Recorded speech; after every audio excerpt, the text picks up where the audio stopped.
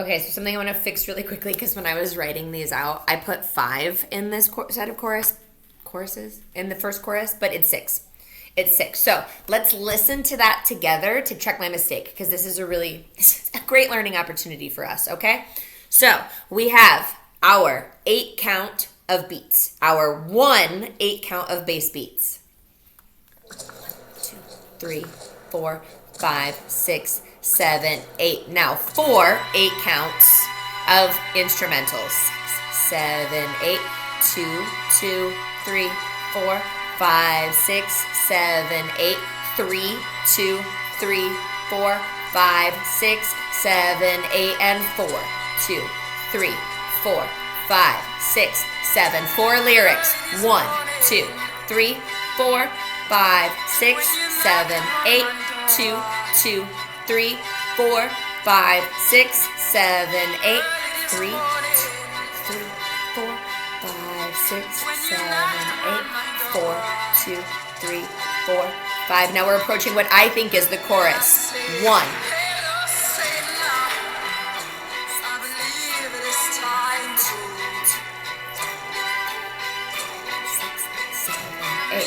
1, 2, 3, 4, 5, 6, 7, 8. 2,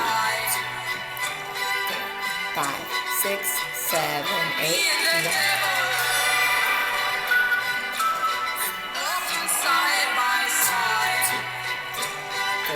5, 6, 7, 8. Then my one straggler.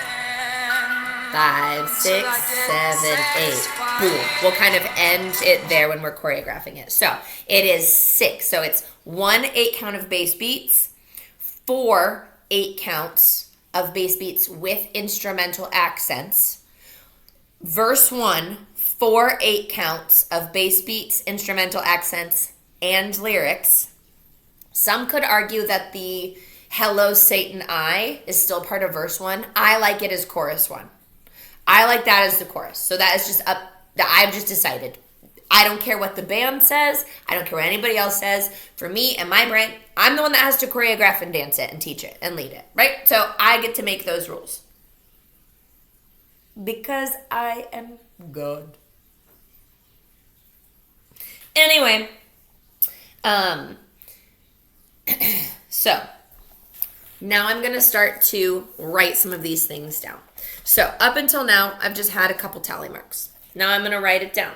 So I'm going to write 1 8 count beats and then a colon. And I'll leave some space there. Right under it, I might write starting pose because I need to find a starting pose. My starting pose is going to happen here. You could choose to just not move for this first 8 count. You could just choose to hold still and then start moving when the instruments start. It's totally valid, especially if you were going to do like the whole song in a competition and it's long. Holding right here.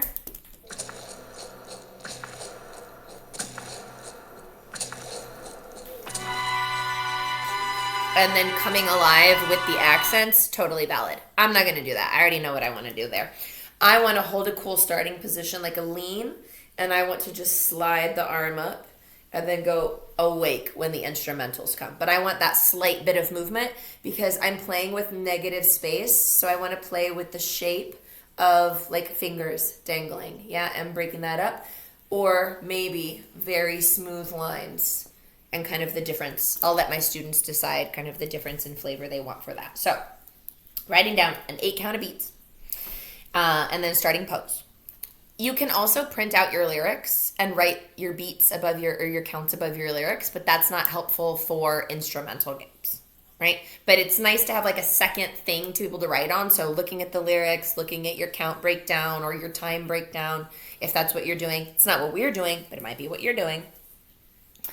Okay, then I have my 4 counts of instrumentals. So my 4 8 counts of instrumentals. They repeat. There might be some slight tonal changes in the background, but 1, 2, 3, and 4 are all copies of each other.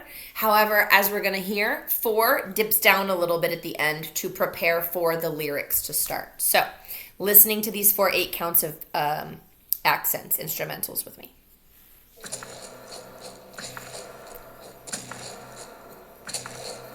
1,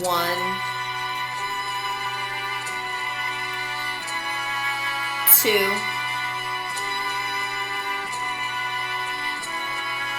3, 4. Okay, so those are our 4. They repeat. So I'm just going to write 8 count instrumental 1, skip a line, 8 count instrumental 2, skip a line, 8 count instrumental 3, skip a line, 8 count instrumental 4, and skip a line. Okay.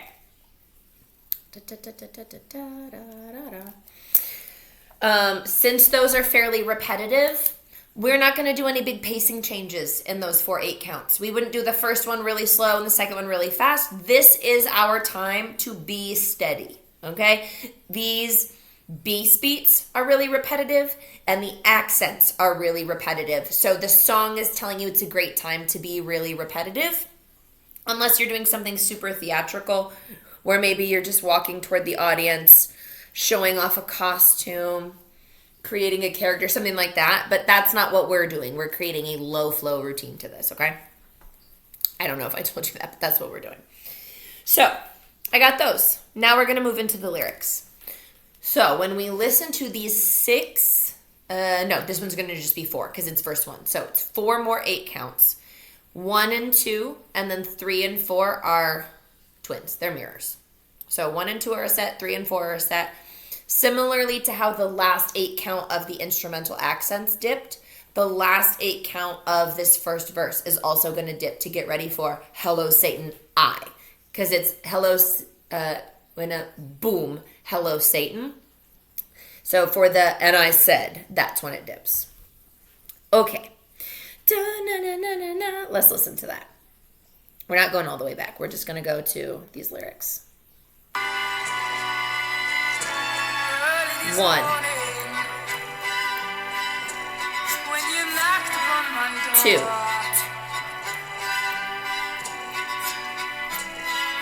3,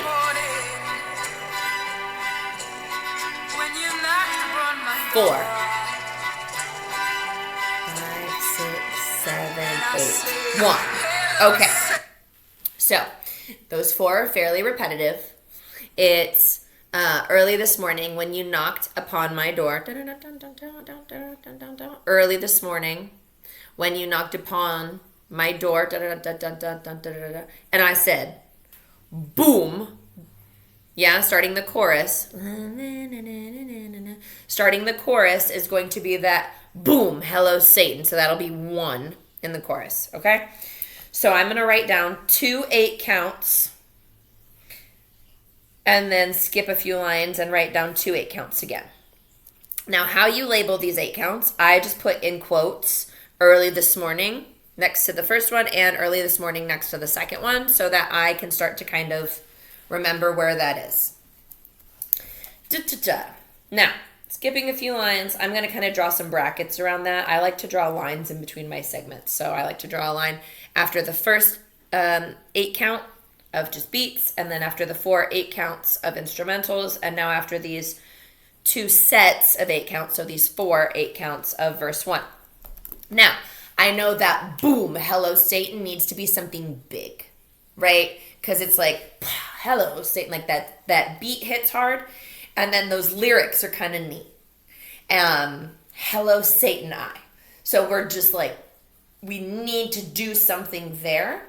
So that will help me start to kind of create a pin in this choreography where I can send a ripple effect out into combos, moves, whatever.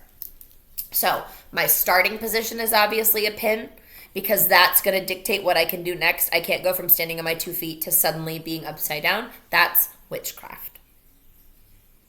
Right? So there's a pin there at the beginning for my starting position. Now, let's say I know for Hello Satan, I want to do like a hip bump on the pole.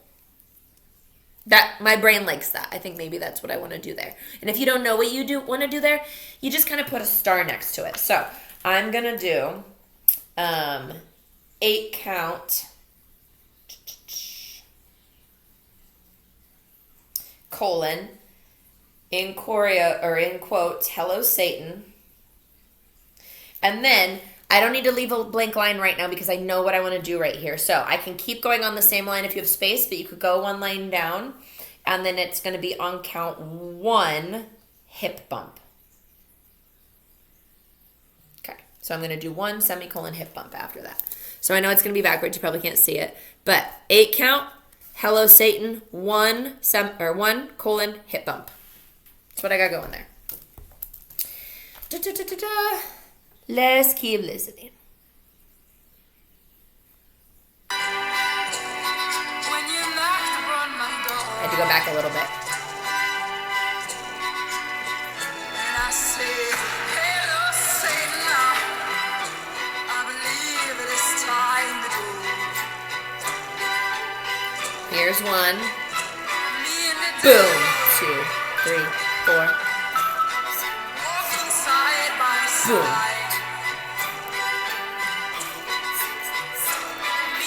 Boom.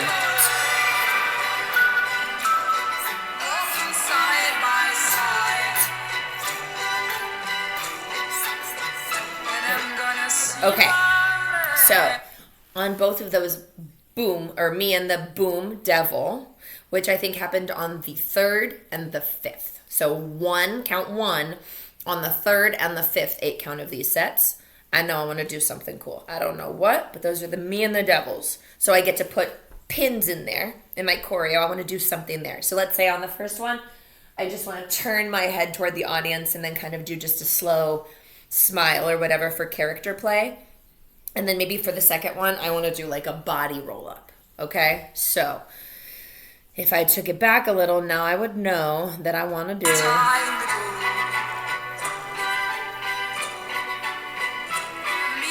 turn.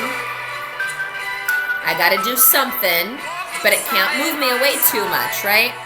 But it has to shrink me a little bit so I can go roll.